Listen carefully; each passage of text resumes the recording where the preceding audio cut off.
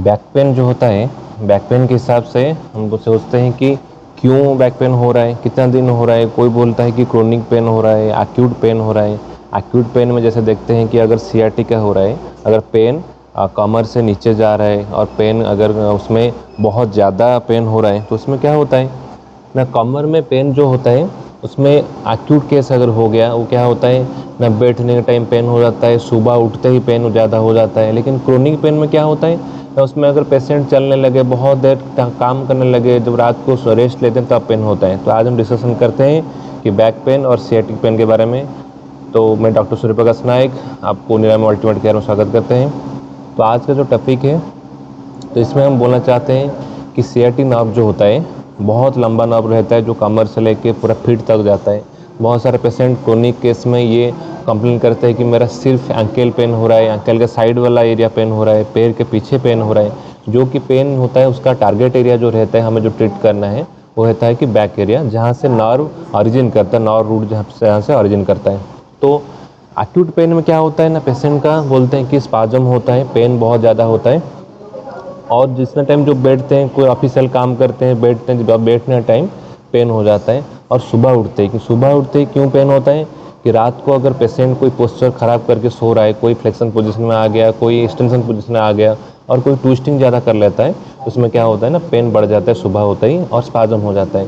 और अगर हम देखते हैं क्रोनिक केस में, अगर पेशेंट क्या होता है ना, ज़्यादा देर लंबा एरिया में अगर बहुत ज़्यादा देर खड़ा रह जाता है, बहुत टाइम हो जाता है कि ऐसा कि पेशेंट खड़ा रह गया और काम करते रह गया, तो वहाँ पे क्या होता है, उसका जो नर्व होता है धीरे धीरे इन्फ्लामेशन होता है। इन्फ्लामेशन मतलब नर्व में सूजन आ जाता है और नर्व जहाँ से स्पाइनल कॉर्ड से निकलता है इंटरवर्टिबल फोरामेन में, वहाँ पे ट्रैप्ड हो जाते हैं। और ट्रैप होने का जो एरिया होता है, एक तो nerve spinal cord directly compression हो सकता है, उसका जो नर्व रूट है जहाँ से पेरिफेरल नर्व्स निकलते हैं वहाँ पे भी कंप्रेशन हो सकता है।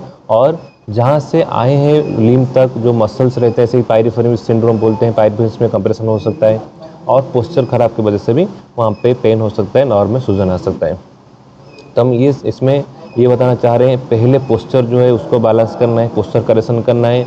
मसल जो टाइट है, जो नर्व को इंटरप्ट कर रहे हैं उसको लूज करना है।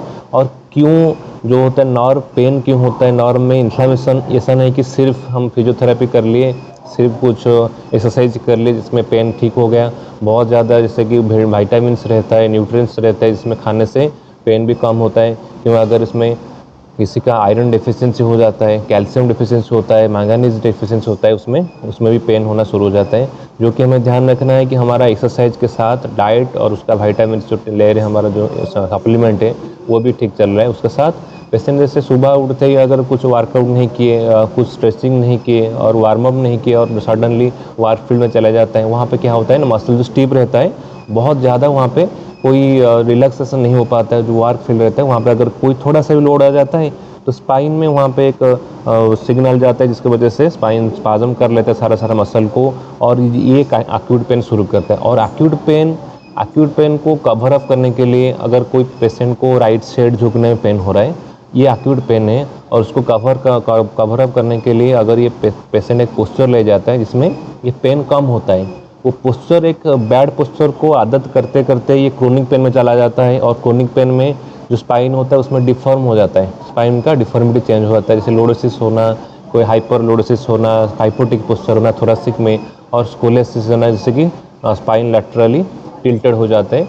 ये एक अडप्टिव बैड पोस्चर है, इसकी वजह से एक सेकेंडरी पेन होता है जिसको हम क्रोनिक पेन बोलते हैं। इसमें डिस्क बहुत ज़्यादा अहम काम करता है, इसमें स्पाइन का कंप्रेशन होना, पेन होना शुरू होता है। तो डिस्क का भी ध्यान रखना है, सडन वेट नहीं उठाना है, आपको प्रैक्टिस करना है कि धीरे धीरे आप कैसे वेट उठाएं, कौन सा पोजीशन में उठाना है, वार्म अप करना है बॉडी को, इसमें एक्वेंटेड करना है कि आपका जो डेली एक्टिविटीज़ है उसमें कैसे करते हैं। तो नेक्स्ट हम वीडियो में करेंगे कि पर्टिकुलर जो बैक पेन है उसमें सियाटिक नर्व हुआ कि आपका पायरिफेरल सिंड्रोम हुआ, इसमें कैसे हम एक्सरसाइज करके ठीक कर सकते हैं। Thank you.